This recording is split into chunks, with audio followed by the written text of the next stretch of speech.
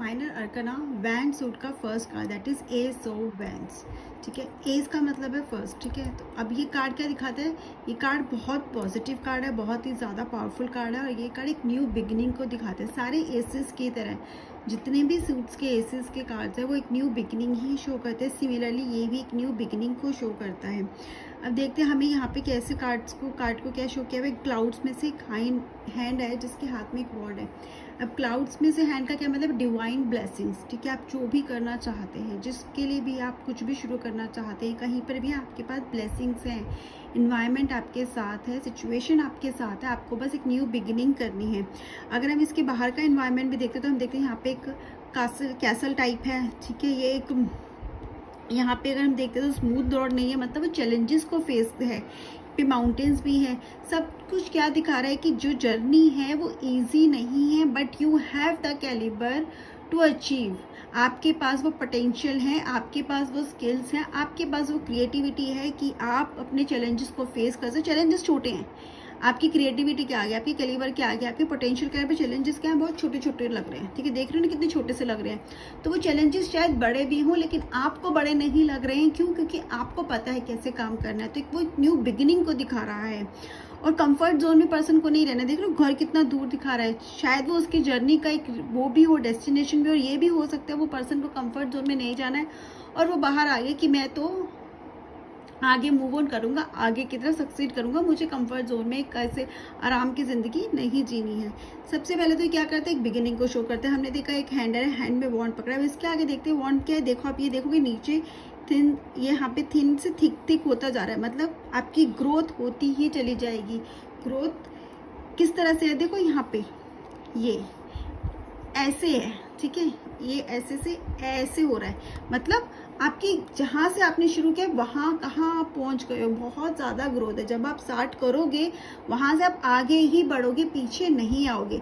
फिर हम देखते हैं लीव्स, कुछ लीव्स इसके ऊपर हैं ग्रो कर रही है और कुछ शेड हो रही है। इसका क्या मतलब है? इसका मतलब है अपनी पुरानी मेंटालिटी को या पुरानी पास्ट को पीछे छोड़कर, या जो भी पुराने तरीके हैं उनको पीछे छोड़ के हमें एक नई बिगिनिंग करनी है, हमें कुछ नया करना है। इसका क्या मतलब है? हमें कुछ नया करना है, ग्रो करना है। तो क्या करना पड़ेगा? कुछ नया सोचना पड़ेगा, क्रिएटिविटी शो करनी पड़ेगी, आउट ऑफ द बॉक्स सोचना पड़ेगा। नई बिगिनिंग तो है, उसमें कोई वो नहीं है, there is no holding back कि आपकी न्यू बिगिनिंग नहीं है। लेकिन वो बिगिनिंग तभी आएगी जब आउट ऑफ द बॉक्स आप सोचोगे, तभी आप उस बिगिनिंग को और एक लेवल तक लेके जा पाओगे।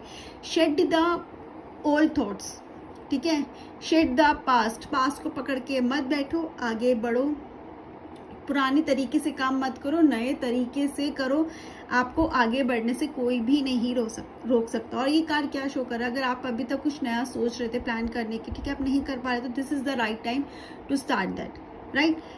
अगर आपके मन में कुछ भी है, अगर आप किसी डिफिकल्ट टाइम से भी जा रहे हो, लेकिन अगर ये कार्ड आपकी रीडिंग में आता है अलॉन्ग विद अदर कार्ड्स, आपको वो भी देखना है। बट अगर ये कार्ड है, ये कार्ड क्या शो कर रहा है कि हाँ, आपका जो ओल्ड टाइम था, जितनी भी अगर स्ट्रगल करें उसके फ्रूट्स आपको मिलने पर। ग्रोथ है ना, लीव स्प्राउट हो रही है ना, तो मतलब जितना भी आपने स्ट्रगल किया उसकी ग्रोथ, उसके रिजल्ट्स अब आपको मिलेंगे। यहाँ पे हम देख रहे ग्रीनरी है, ट्रीज है, फुल ग्रोन ट्रीज है, मतलब ग्रोथ है आपकी। स्ट्रगल के बाद ही आते हैं ना, बहुत टाइम लगता है ना ग्रो होने में। वैसे हमारे स्ट्रगल के, हमारे एफर्ट्स हम करते रहते हैं, उसके बाद हमें क्या मिलती है? ग्रोथ मिलती है। बट हमें उस पर कंसिस्टेंट रहने, कंसिस्टेंसी के साथ उसको हमेशा कुछ ना कुछ नया उसमें करते रहने। क्रिएटिविटी का कार्ड है। वॉन्ट्स क्या है? क्रिएटिविटी का कार्ड है। तो क्रिएटिविटी तो आपके अंदर होनी चाहिए। क्रिएटिविटी का मतलब ये नहीं कि आप बहुत ज़्यादा आर्टिस्टिक हो जाओ। क्रिएटिविटी का मतलब है नई सोच, जो आज की डिमांड है, ठीक है, उसके हिसाब से आपको चलना है। और आपको बेसिकली देखना है कि क्या ज़रूरत है, उसके हिसाब से आप नए आइडियाज से उस ज़रूरत को कैसे पूरा कर सकते हो। अगर अब ये कार्ड आ जाता है, हम अलग अलग एस्पेक्ट में भी देख लेते हैं। कार्ड आ जाता है सबसे पहले फिनेंसेस में। हमें पता है पेंटिकल्स के कार्ड न्यू बिगनिंग दिखाते हैं, फिनेंस के लिए बहुत अच्छे हैं। बट अगर ये कार्ड आता है, ये भी वही चीज़ दिखाते हैं। क्या शो करता है? कि न्यू बिगिनिंग को ही शो करता है। अगर आप कहीं इन्वेस्ट कर रहे हो तो बहुत अच्छी बात है, इन्वेस्ट करो, आपको ग्रोथ मिलेगी। ठीक है, बहुत ही ज़्यादा वंडरफुल कार्ड है ये।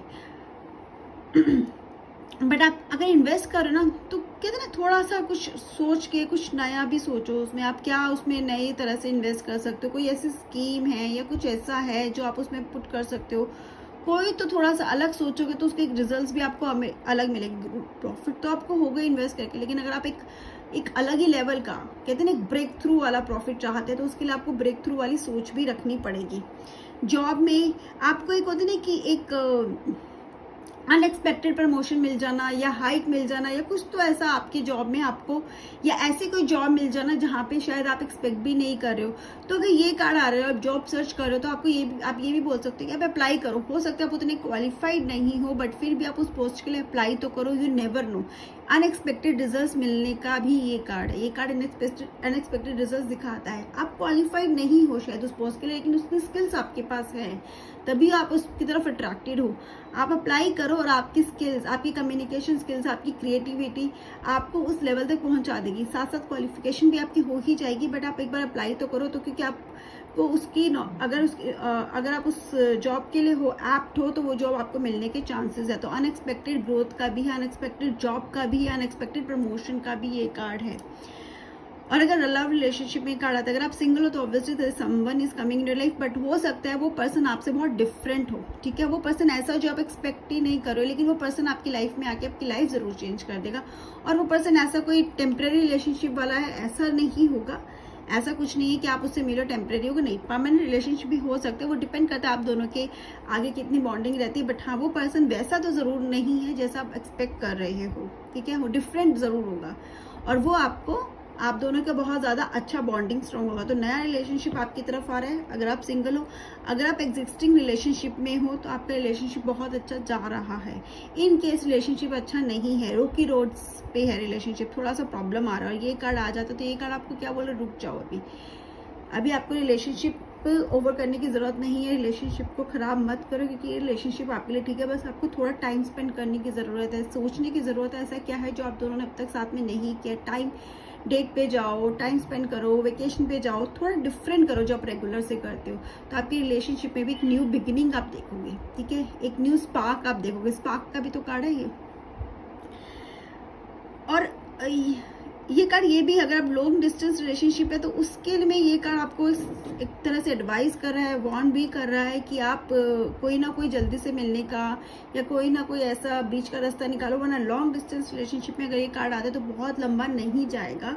If you will not meet up और if you will not find the way out, तो आपको वे आउट तो निकालना पड़ेगा कोई ना कोई, right.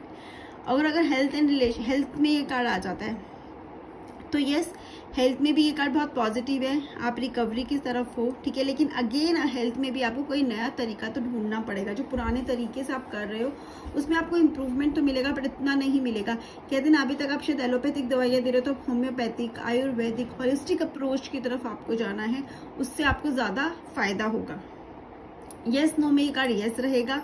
All in all card positive ही है, इसका कुछ नेगेटिव एस्पेक्ट नहीं है। फिर भी आपके जो साथ में कार्ड जाएंगे उसके साथ आप रीड करके आंसर देंगे। बट अगर येस नो में येस है, और उसके अलावा अगर ये कार्ड आ जाता है, फर्टिलिटी का भी ये कार्ड है, तो अगर प्रेगनेंसी में ये कार्ड आता है, कोई बोलता है तो न्यू बिगिनिंग दिखा रहा है, और स्पेशली वांट की है, लीव्स के साथ है, तो येस, वहाँ पे भी ये कार्ड का आंसर येस ही होगा, ठीक है। This is all about the card. फिर भी अगर आपको क्वेश्चन तो पूछ लेना। Thank you and have a nice day.